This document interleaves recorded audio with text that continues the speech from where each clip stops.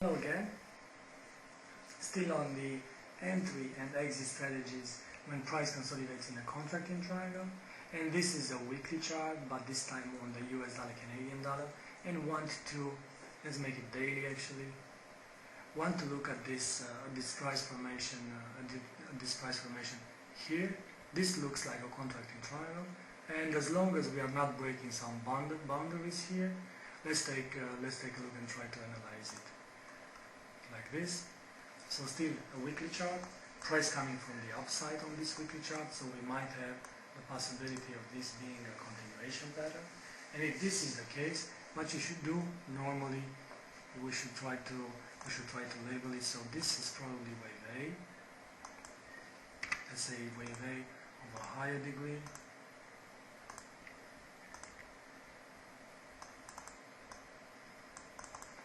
And these are the lows. Let's mark the lows.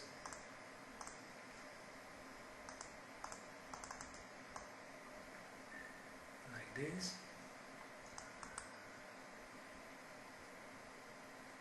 So these are the lows, wave A, and we know that based on contracting triangles rules, the analysis that you see on the weekly chart, we are looking for waves to retrace the previous waves, to retrace quite some out of the next one, and out of the previous one, and based on this, if you take a Fibonacci retracement just like that, so this is a Fibonacci retracement, and you are seeing that the B wave, so A, and the possible B wave here,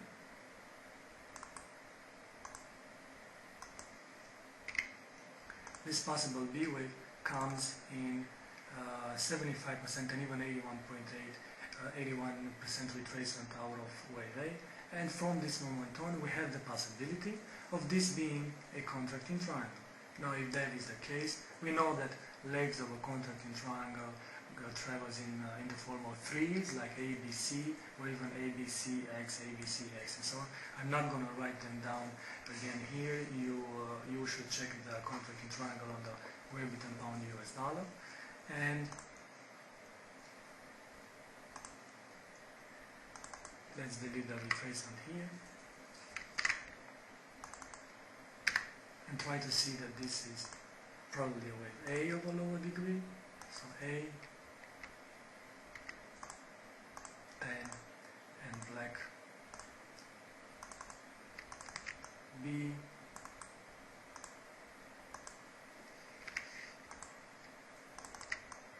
C.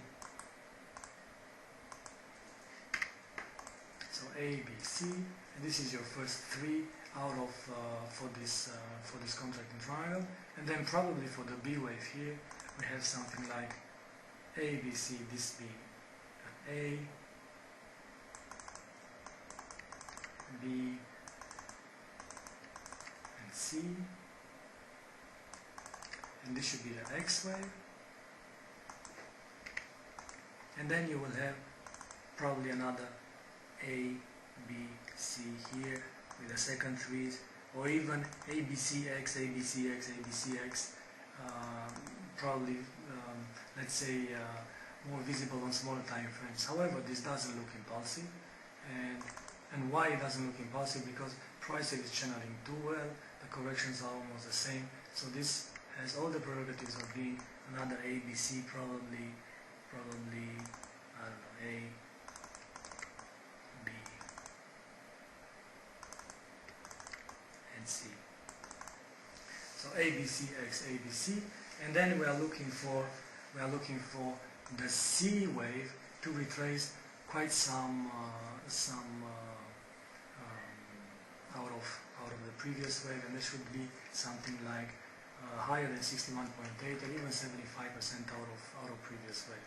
But first, because of this retracement here, we already know that we have the possibility of price coming into a contracting triangle, so we should look for the 50% line. Remember the concept of a 50% line, so let's measure the length of wave A. And we should take a horizontal line that should go exactly through the 50% line. Let's make this one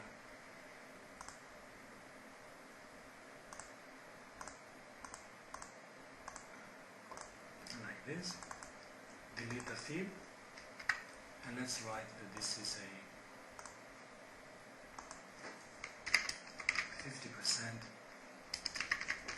line.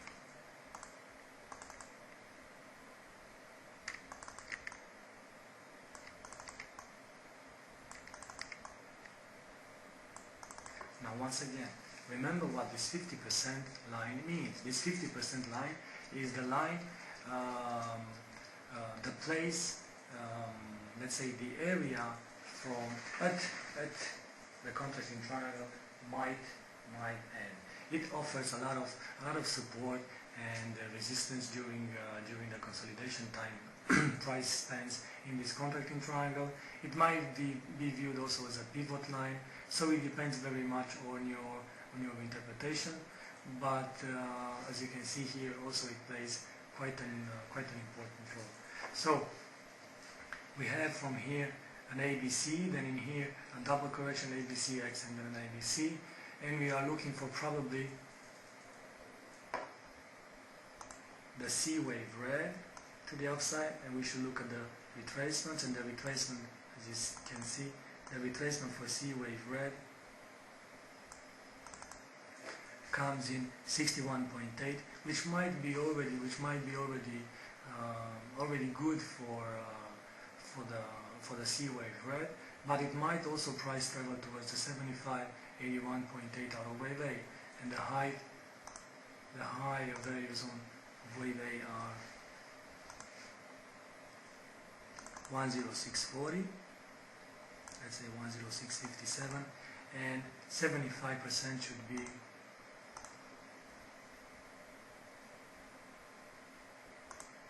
103.96, and 81.8 probably 104.20 or something like that.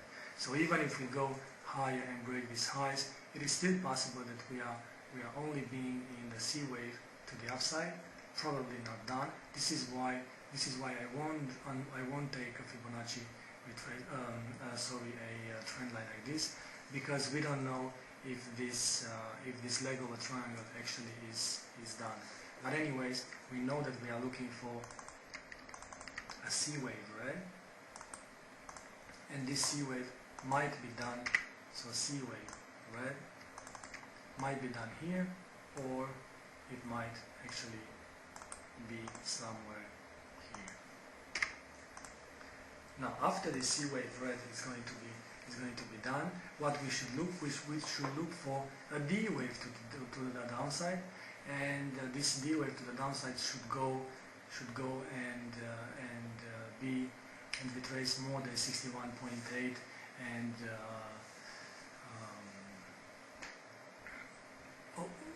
61.8, 75% out of previous leg.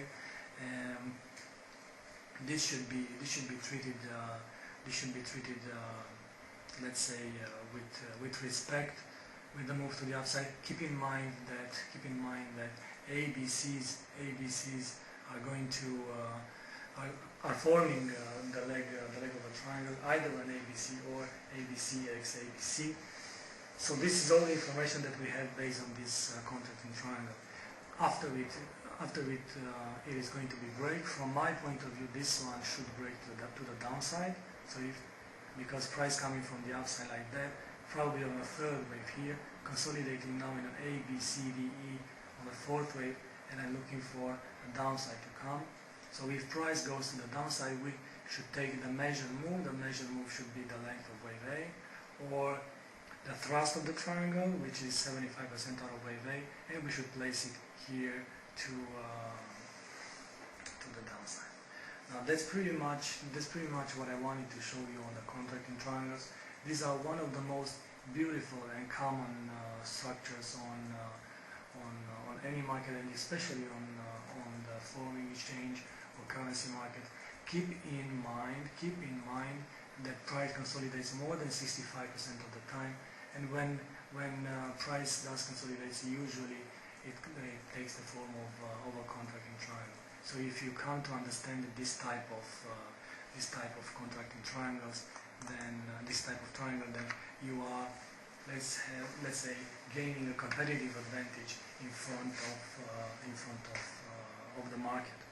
Now I know that I said that I know that I said that I'm going to have 6 recordings for this subchapter. Actually, I've done the work in 5 recordings, so no problem. The important thing is that I covered what I wanted to cover, and